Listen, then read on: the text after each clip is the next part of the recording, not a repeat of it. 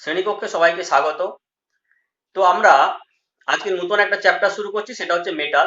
এই মেটাল চ্যাপ্টারটা খুব গুরুত্বপূর্ণ আমাদের কাছে, যেহেতু আমরা নিজেরা হাতে কলমে কাজ করব, অর্থাৎ মেটাল দিয়ে আমরা নিজেরা বিভিন্ন ধরনের পার্টস তৈরি করব, এবং সেই পার্টস তৈরি করতে গেলে আমাকে নির্দিষ্ট কাটিং স্পিড, ফিট এগুলোরও আমার গুরুত্ব থাকে। তো সেগুলো ঠিক করতে গেলে আমাদের মেটাল চ্যাপ্টারটা খুবই প্রয়োজন, এবং চ্যাপ্টারটা যেহেতু বড়, সেই জন্য আমরা এটাই কি করবো, পার্ট 1 পার্ট 2 করে আমরা ভাগ করে নেব। আমরা আজকে যেটা জানতে যাবো সেটা হচ্ছে পার্ট 1। এই পার্ট 1 এর মধ্যে রয়েছে ইঞ্জিনিয়ারিং মেটাল, মেটালের টাইপস, এবং হচ্ছে গিয়ে তার প্রপার্টিজ, অর্থাৎ ফিজিক্যাল প্রপার্টিজ বা মেকানিক্যাল প্রপার্টিজ গুলো কি রয়েছে আমরা এই চ্যাপ্টারে দেখে নিই। Introduction. A metal is an element, মেটালের একটা উপাদান which has all or most of the following characteristic, অর্থাৎ যার মধ্যে সমস্ত চরিত্রগুলোই রয়েছে কিংবা অধিকাংশ চরিত্রগুলো রয়েছে। সেগুলো কি কি না, solid at room temperature, opaque অস্বচ্ছ অর্থাৎ কাঁচের মতন স্বচ্ছ নয়, গুড কন্ডাক্টর অফ হিট তাপের সুপরিবাহী, অ্যান্ড ইলেকট্রিসিটি বিদ্যুতেরও সুপরিবাহী হতে হবে, রিফ্লেকটিভ হোয়েন পালিশড অর্থাৎ যখন পালিশ করা হবে এটা খুব চকচকে হয়ে উঠবে, এক্সপানশন অন হিটিং অর্থাৎ তাপ দিলে এটা প্রসারিত হয়, এবং কন্ট্রাকশন অন কুলিং অর্থাৎ যখন ঠান্ডা হয় তখন কিন্তু সংকুচিত হয়। Metal are easily shape and are strong, মেটালকে একটা নির্দিষ্ট আকৃতি দেওয়া যায় এবং এটা খুব শক্তপোক্ত হয়ে থাকে। Is metal has its own ore, প্রতিটা মেটালের একটা নির্দিষ্ট আকরিক রয়েছে। সেই আকরিকটা আমরা কোথা থেকে পাই না, which is extracted from the earth, পৃথিবী থেকেই কিন্তু উত্তোলন করা হয়ে থাকে।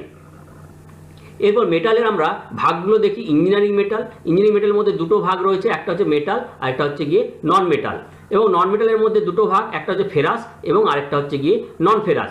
ফেরাসের মধ্যে যেগুলো রয়েছে সেগুলো হচ্ছে গিয়ে pig iron, cast iron, rod iron, এগুলো হচ্ছে গিয়ে ফেরাস মেটালের মধ্যে। এবং নন ফেরাস মেটালের মধ্যে রয়েছে aluminium, copper, lead, nickel, tin, zinc, cadmium, tungsten, এই ধরনের সমস্ত মেটালই হচ্ছে গিয়ে নন ফেরাস মেটাল।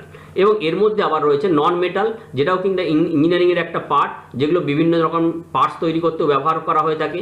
সেগুলো কি না, উড, রাবার, গ্লাস, প্লাস্টিক, এগুলো হচ্ছে গিয়ে ইঞ্জিনিয়ারিং মেটালের মধ্যে পড়ে, অর্থাৎ ইঞ্জিনিয়ারিং মেটালের নন মেটালের মধ্যে পড়ছে এগুলো। এরপর দেখে নেই ফেরাস মেটাল কোনগুলোকে বলছে না, this which have iron has their principal element, অর্থাৎ আয়রনটা হচ্ছে মূল উপাদান যে সমস্ত মেটালের, সেগুলোকেই বলা হয়ে থাকে ফেরাস মেটাল। যেমন সেগুলো কি না, pig iron, cast iron, rod iron, এগুলো সবই হচ্ছে গিয়ে ফেরাস মেটাল। আবার নন ফেরাস মেটাল কোনগুলো, this which have little or no iron are called non ferrous metal, অর্থাৎ যে সমস্ত মেটালের মধ্যে সামান্য লোহা রয়েছে কিংবা মোটেই লোহা নেই, এই ধরনের মেটালগুলো হচ্ছে গিয়ে নন ফেরাস মেটাল। সেগুলো কি, নিচের ছবিতে রয়েছে copper, brass, aluminium, tungsten, lead, এগুলো সবই হচ্ছে গিয়ে নন ফেরাস মেটাল। এরপর আমরা দেখে নেই একটা তুলনা। সাধারণভাবে যেগুলো আমরা দেখে থাকি সেগুলোর উপরে আমরা তুলনার কিছু ব্যতিক্রম তো রয়েছেই। ফেরাস মেটালের মধ্যে কি রয়েছে না, the chief constituent is iron, অর্থাৎ মূল উপাদানটাই হচ্ছে গিয়ে আয়রন। নন ফেরাস মেটালে হচ্ছে গিয়ে it does not contain iron, এর মধ্যে কোনো আয়রন থাকে না। ইটস কালার ইজ গ্রেইস, এর রং ধূসর বর্ণের হয়ে থাকে। It is available in different colour, অর্থাৎ নন ফেরাস মেটাল বিভিন্ন রঙের হয়ে থাকে, ওপরে ছবিতে আমরা দেখছি। Is melting point is high, অর্থাৎ গলনাঙ্ক, যে তাপমাত্রায় নন ফেরাস মেটাল গলে সেই তাপমাত্রাটা অনেক বেশি পরিমাণে লাগে। এবং it's melting point is low, অর্থাৎ এর গলনাঙ্ক যে তাপমাত্রা সেটা খুবই কম। ইটস ব্রিটেল ইন কোল্ড কন্ডিশন, ঠান্ডা অবস্থায় ভঙ্গুর।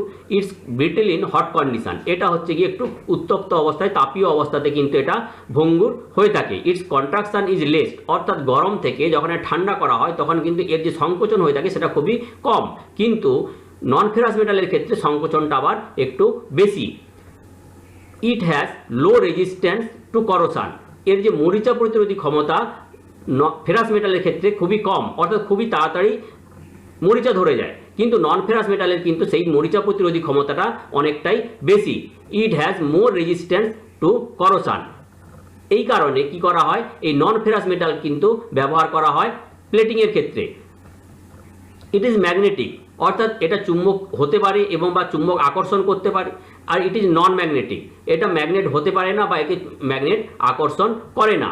ইট হ্যাজ লো কস্টলি, অর্থাৎ ফেরাস মেটালগুলোর দাম খুবই কম হয়ে থাকে, কিন্তু non ferrous metal is more costly, অনেক বেশি দাম হয়ে থাকে। এরপর আমরা আসছি অ্যালয়, অর্থাৎ মেটাল মধ্যে ফেরাস মেটাল এবং নন ফেরাস মেটাল দুটোকে একত্রিত করে কিন্তু এক ধরনের যে মেটাল তৈরি করা হয় সেটা কি বলা হয় অ্যালয়, যেটাকে আমরা বলি সংকর ধাতু। It is made of two or more element intimately mixed, অর্থাৎ দু ধরনের ফেরাস নন ফেরাস এরকম বা অনেক ধরনের মেটাল একসঙ্গে মিশিয়ে যেটা তৈরি করা হয় সেটাকেই বলা হয় সংকর ধাতু বা অ্যালয় মেটাল। সেটা কি না, one of this element must be metal, একটা অবশ্যই মেটাল হতে পারে অর্থাৎ ফেরাস মেটাল। আরেকটা কি হতে পারে না, and other there are usually metallic or non metallic, অর্থাৎ নন ফেরাস মেটাল বা নন মেটাল হতে পারে। যেমন আমরা এখানে দেখতে পাচ্ছি নিকেল, অ্যালুমিনিয়াম এবং কপার একসঙ্গে মিশিয়ে হচ্ছে গিয়ে নিকেল অ্যালুমিনিয়াম ব্রোঞ্জ। আবার এখানে ম্যাঙ্গানিজ এবং ব্রোঞ্জ, কপার মিশিয়ে হচ্ছে ম্যাঙ্গানিজ ব্রোঞ্জ। আবার ফসফরাস এবং ব্রোঞ্জ মিশিয়ে হচ্ছে গিয়ে ফসফরাস ব্রোঞ্জ, ফসফরাস এবং কপার মিশিয়ে ফসফরাস ব্রোঞ্জ। এবং সেই একই রকমভাবে এই ধরনের কিন্তু অ্যালয় হলো টাংস্টেন কার্বাইড বা অ্যালুমিনিয়াম অ্যালয়। আমরা এই টাংস্টেন কার্বাইড আমরা বিভিন্ন পার্টস তৈরি করার জন্য, মেটাল কাটার জন্য ব্যবহার করে থাকি। তো এগুলো হচ্ছে গিয়ে অ্যালয় মেটাল। এরপর হচ্ছে গিয়ে প্রপার্টিসটা দেখে নেব। প্রপার্টিজের মধ্যে রয়েছে একটা হচ্ছে ফিজিক্যাল প্রপার্টিজ। ফিজিক্যাল প্রপার্টিজ অর্থাৎ বাইরে থেকে দেখে যখন আমরা চিনতে পারি যে গুণগুলোর সাহায্যে, সেগুলোকে বলা হয় physical property. The natural properties, প্রাকৃতিকভাবে যেগুলো বাইরে থেকে দেখে আমরা বুঝি, ইজ কল্ড ফিজিক্যাল প্রপার্টিজ। এগুলো কতগুলো ভাগে ভাগ করা যায়, যা ফিজিক্যাল প্রপার্টিজ আর সাবডিভাইডেড ইন্টু ফলোয়িং। সেগুলো কি কি না, প্রথমত রং, কালার অর্থাৎ রং দেখে আমরা বুঝতে পারি।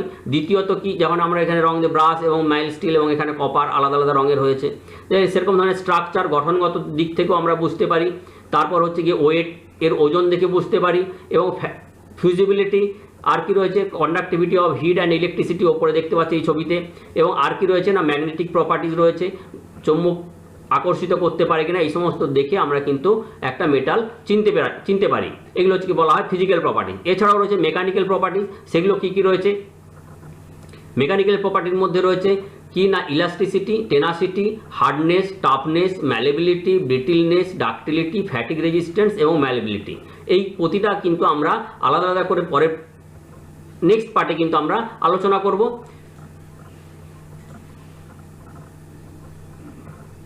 Thank you for watching.